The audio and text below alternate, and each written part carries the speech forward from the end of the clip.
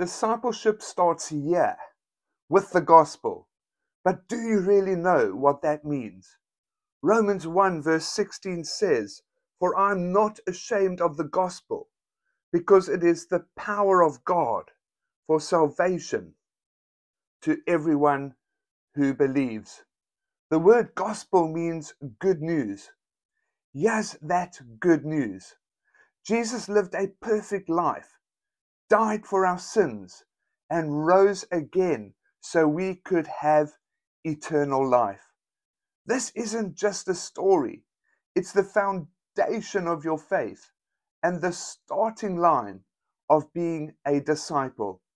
The gospel says you can't save yourself, but God can, and He did through Jesus. It shows us how deeply broken we are, but how much more deeply loved we are by God. And here's the key. The gospel isn't just how you begin your journey with Jesus. It's the fuel for every single step that you take after.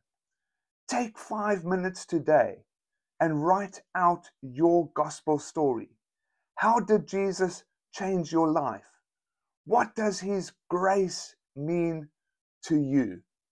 Then create a card or a phone note with 3 truths to carry with you. I am forgiven. I am loved. I am made new.